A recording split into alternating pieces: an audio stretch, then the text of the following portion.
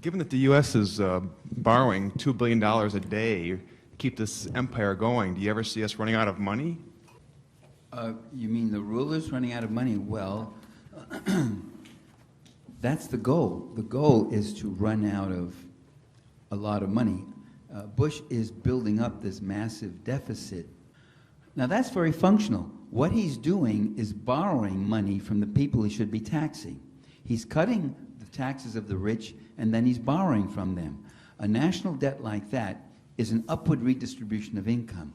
We have to pay for that debt. That $7 trillion belongs to us.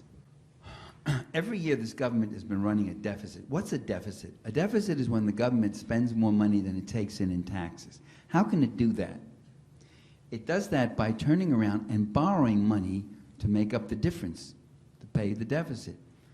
And who does it borrow from? It borrows from rich bankers, big rich foreign investors, and others. A small portion of that comes from the people themselves. If you buy savings bonds or something, you got a tiny little piece of this enormous debt.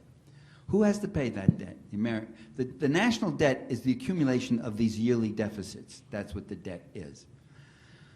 So what you're getting is this enormous debt that we, working people, owe to the rich creditors. It's an upward redistribution to them.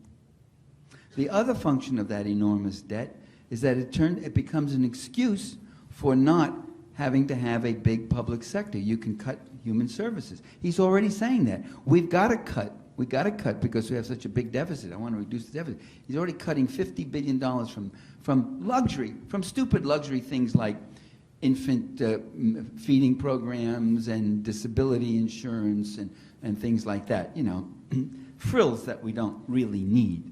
Certainly, he and members of his class don't need those things. So they don't care that we're going and we're spending and spending and spending. That's one of the goals.